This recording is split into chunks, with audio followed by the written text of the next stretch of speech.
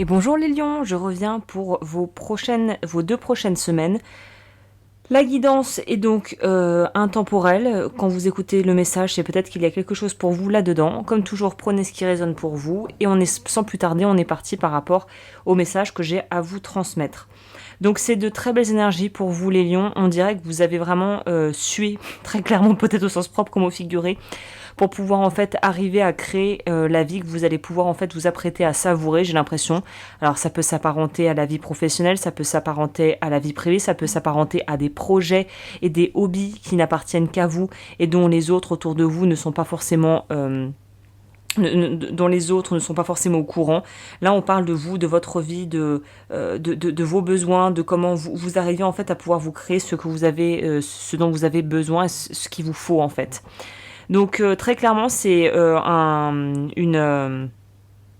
on dirait un renouveau qui est en train de s'opérer pour vous et qui va vous permettre d'être beaucoup plus en fait dans le plaisir et aussi l'appréciation de pouvoir en fait goûter ce que vous avez pris tant de temps, j'ai l'impression, et dans laquelle et cette chose dont vous avez mis tant d'énergie, vous avez injecté tant d'énergie là-dedans. J'ai beaucoup d'énergie de je travaille, j'ai travaillé dur, j'ai vraiment pris le temps de peaufiner les détails. Ça fait peut-être des années que je suis sur le truc, des mois ou des années, et là, bing, c'est comme si quelque chose pouvait enfin éclore, pouvait enfin se révéler, comme si vous pouviez pleinement embrasser votre côté solaire, votre côté feu, votre côté fougueux.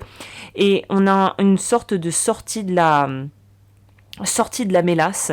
Je sais pas pourquoi c'est ce terme qui me vient, mais c'est comme si on avait l'impression de patauger un peu dans la gadoue, que c'était flou, qu'on savait pas trop ce que ça allait donner. Peut-être qu'il y avait une forme de pression généralisée, mais qui est liée à la vie de tout un chacun. C'est-à-dire que il y a des phases comme ça dans la vie, c'est cyclique. Il y a des phases de haut, il y a des phases de moins haut. Ça monte et ça descend. Et là, on dirait qu'il y a une notion de enfin pouvoir voir le bout du tunnel après plusieurs peut-être semaines, voire mois, voire comme je vous disais peut-être années de galère pour certains lions, où on n'arrivait pas à se décider. Et je pense que la clé dans cette guidance, surtout si vous vous retrouvez absolument pas là-dedans et que vous avez l'impression que vous êtes encore complètement le nez dans le guidon, qu'il n'y a pas grand-chose qui pointe le bout de son nez à l'horizon et que vous vous dites non mais en fait, là, moi, je suis à bout de souffle, on va dire.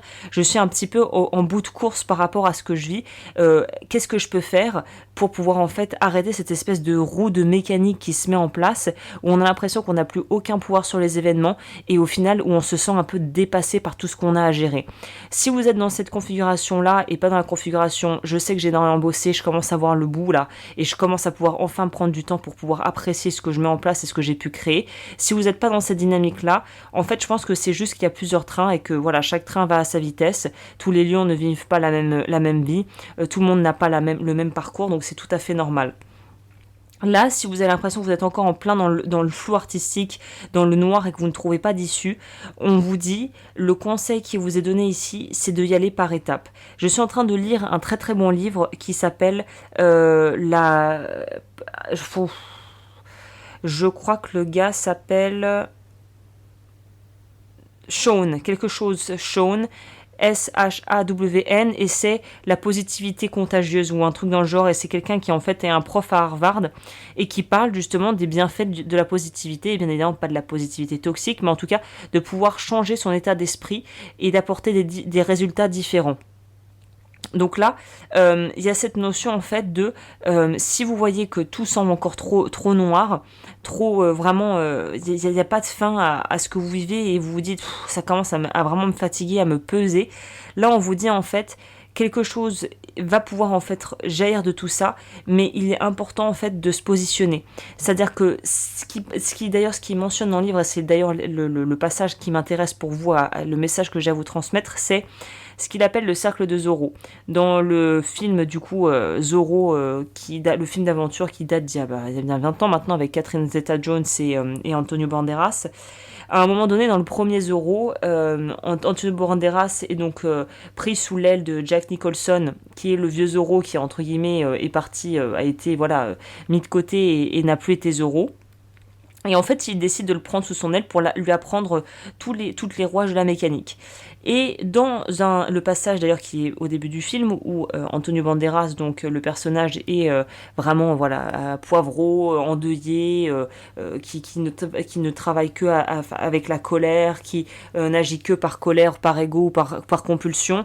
Et en fait, l'un des premiers, on va dire, exercices que Jack Nicholson lui donne dans le film, c'est le cercle. Ton cercle sera à présent ton monde. Et en fait, on se rend compte qu'il commence avec un tout petit cercle, c'est-à-dire qu'il apprend à manier l'épée, je crois. Il commence avec un tout petit cercle, un truc ridiculement petit. Et petit à petit, en fait, plus il peaufine ses compétences, plus il apprend, plus le cercle s'élargit, jusqu'à en arriver au point où il n'a plus besoin du cercle pour pouvoir, en fait, complètement savoir se défendre avec armes, épée, dans toutes circonstances. Donc là, je sais pas pourquoi je vous parle de ça, mais je pense qu'il y a peut-être quelque chose à prendre là-dedans si ça te parle, si ça vous parle. C'est cette notion de, si on a l'impression qu'on est dépassé, le cercle, on commence petit et on avance graduellement. C'est-à-dire que on se fixe pas des objectifs déraisonnables. En fait, là, c'est l'assiduité et la persévérance qui va permettre d'arriver à destination, quel que soit le degré d'investissement ou d'avancée que vous êtes déjà en train de mettre en place. Il y a vraiment cette notion de prends le temps de faire les choses, prends le temps d'apprendre à faire, et surtout si tu es paralysé par cette incapacité de pouvoir trouver une décision ou commencer quelque part, parce que il y en a tellement, on ne sait plus par quel bout s'y prendre. Pour donner un autre exemple qu'il donne dans le livre, toujours dans le même thème, il avait un étudiant apparemment qui entassait les feuilles, les journaux, les boîtes vide de cartons de pizza, et en fait chaque millimètre carré de sa chambre d'étudiante était rempli au point où en fait le campus, je crois les services de sécurité du campus, ou en tout cas voilà qui sont en gestion, qui gèrent la sécurité des élèves et tout ça, avaient dit il faut que cet étudiant nettoie sa chambre, parce que là en fait s'il y a un incendie, la chambre est tellement pleine qu'il ne pourra pas sortir de la pièce. C'est-à-dire qu'il pourrait en fait mourir s'il y avait un problème au niveau au niveau feu, au niveau de choses qui auraient pu se passer, voilà, d'accidents en fait. Et donc un cas intéressant pour le prof qui du coup lui a proposé d'y aller par étapes, c'est-à-dire que l'idée de tout ranger d'un coup c'était impossible pour cet étudiant, donc il lui a dit commence avec ce petit coin là sur le bureau, et ensuite du petit coin sur le bureau on est passé à un deuxième petit coin sur le bureau, puis à un troisième, puis finalement les tiroirs, puis petit à petit la table de nuit, puis petit à petit la salle de bain, puis petit à petit une partie de l'entrée, une autre partie de l'entrée, et ainsi de suite, bout à bout. Le mec a pu venir à bout en fait de son problème d'entassage, clairement, de presque de compulsion à garder les choses et à ne pas arriver à les jeter, et il s'en est sorti. Donc là on vous dit, si tu n'arrives pas en fait à pouvoir faire tout d'une traite et que tu as les yeux plus gros que le ventre et que quelque part c'est ça qui te frustre et qui fait que finalement tu ne commences rien parce que tu te dis punaise mais si je commence j'arriverai pas à finir dans les temps ou comme je voudrais le finir, je préfère ne rien commencer du tout. Ça rejoint un petit peu ce côté que peuvent avoir certaines personnes justement qui sont très dans le perfectionnisme et qui ont du mal à lâcher du lest. Là on te dit en fait commence petit. Il y a un autre exemple, là je vous sors tous les exemples parce que je pense que c'est très parlant avec votre guidance. J'ai rigolé, mais je pense que ça peut, des gens se retrouveront peut-être dans cet exemple, mais pas poussé à cet extrême. C'était une autre cas de figure où une femme qui gérait une entreprise sur 4 continents. Je sais pas si on a 4 d'ailleurs. Petite pause culture générale. On a 3 continents ou 4? Moi je sais plus. Si vous savez dans les commentaires, n'hésitez pas à me le dire. Mais en gros, c'était voilà la working woman. Elle a 300 employés sous ses ordres. Elle a une multinationale énorme. Et là, elle était là. J'ai envie de me lancer pour but de faire le marathon de 40 km, je sais pas où là, quelque chose comme ça. Et en fait, il la côtoyait, donc l'auteur du livre, côtoyait ces dames, il disait, tu sais, tu devrais peut-être commencer tranquillement, petit à petit, et essayer d'avancer, en fait, et de te mettre à la course à pied. Mais non, donc du coup, évidemment, elle s'est équipée, elle a pris tous les trucs dernier cri, les meilleurs, je pense, baskets au monde, et en fait, elle s'est dit, je vais commencer à courir pour me préparer pour mon marathon de 40 km, et en fait, Elle a voulu commencer direct à faire des distances, en fait, à vouloir prendre des distances énormes, quoi, des trucs que tout humain qui n'a jamais fait vraiment de marche à pied, de course à pied de sa vie, ne pourrait pas être capable de faire, en fait, humainement. Et ben, au bout de 3 semaines, elle a dû renoncer à son marathon. Elle était complètement cassée de partout. Elle a eu des problèmes de santé. Et au final, elle n'a pas réussi à aller au bout de son objectif. Mais parce que l'objectif était irréaliste, sachant d'où elle partait, elle, avec ses compétences et ses connaissances et surtout son aptitude et son habitude à la course à pied. Donc là, j'ai envie de vous dire, faites pas quelque chose, ne partez pas dans quelque chose qui est hors de portée. Il faut rester dans quelque chose qui est à la mesure de ce que vous êtes prêt à injecter, de ce que vous avez pu fournir sur le long cours.